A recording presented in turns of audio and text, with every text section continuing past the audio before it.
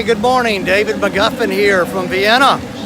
Behind me is the State Opera House of Vienna. My tour group's in there looking around and getting a tour of the interior of it. But today is the Vienna Marathon, Sunday morning here. And so I'd like to share with you some of my experiences all day long here walking around on a Sunday in Vienna. I hope you really enjoy this experience. And let's take a look at the marathon for a moment. Only in Vienna could I be standing out here in the race course, I guess. The guys and ladies are going behind me.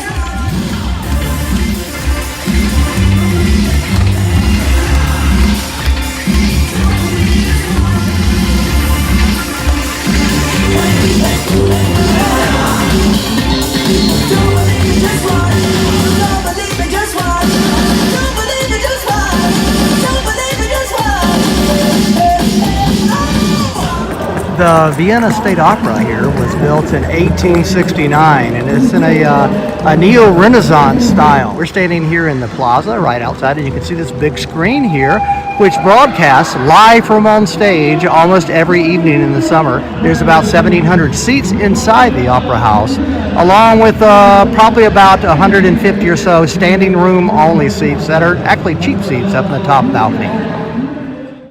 Cafe Soccer. This is the home to the world-famous soccer torte. This cake was invented in 1832 by Franz Soccer when he was faced with providing a quick improv dessert solution for a royal event. The cake is simple, 2 layers separated by a layer of apricot jam and then covered with chocolate icing. Then it's all capped off with a dollop of whipped cream.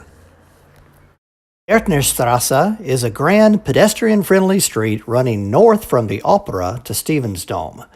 Nowadays, it's loaded with tacky tourist shops and department stores, but once it was the grandest street in all Vienna, filled with elegant shops, such as J&L Lobmeyer Crystal, founded in 1823 and once the chosen crystal shop of the Habsburgs.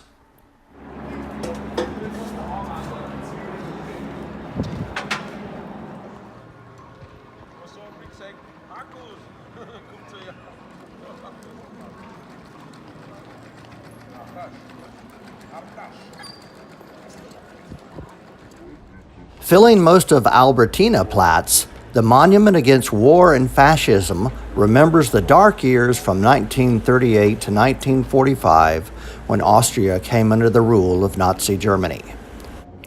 The split white stone, chiseled from the quarry at nearby Mauthausen concentration camp, are known as the Gates of Violence. This figure depicts a hunched-over Austrian Jew forced to scrub the street with a toothbrush. About a third of Vienna's 200,000 Jews died in Nazi concentration camps. Nearby is a statue of Orpheus entering the underworld. That's the guy with his head in the stone.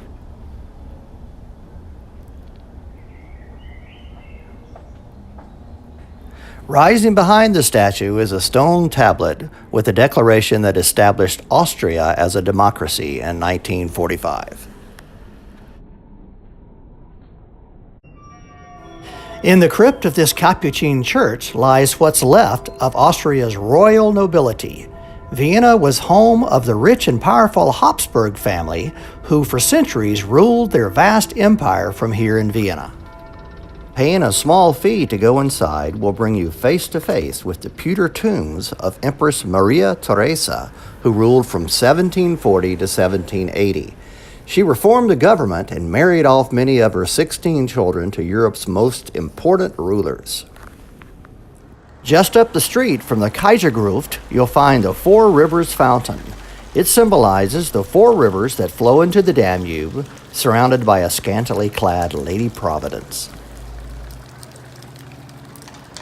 The HOFBURG is a sprawling campus of palaces where the Habsburgs family lived and ruled their empire.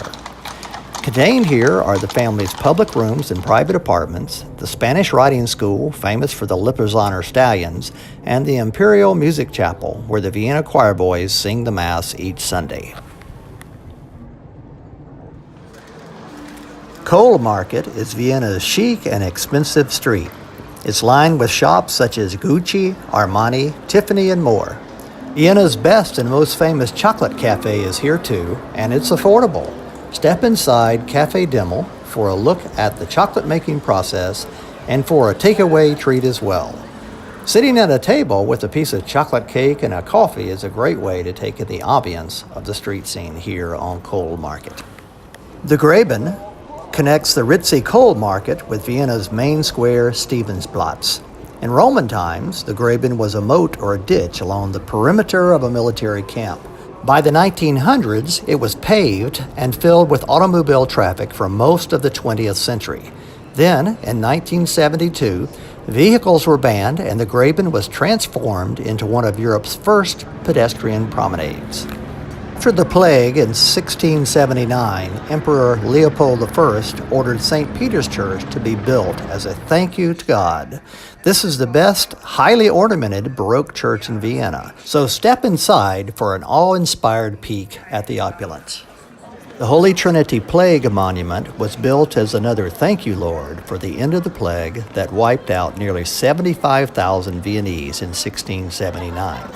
Here you can see Emperor Leopold I on his knees begging God to save the city. Also, look for the angel tossing the old naked woman, symbolizing the plague, into the abyss. Würstel stands are all over Vienna and Austria. Think of them as a cheap and quick place to get a stand-up meal. Add bread, beer, and condiments, and you're filled up for the next few hours. Stephensplatz is Vienna's main city square. Dominating the square is Vienna's cathedral. Construction began on Stephen's Dome around 1160 and was finally completed in the form we see today by 1511. It is huge and sports an ornately tiled roof featuring the double-headed black eagles that symbolize the Habsburg family. The North Tower soars over 400 feet above the square, and inside you'll find a tangled web of vaulted arches stretching to the heavens.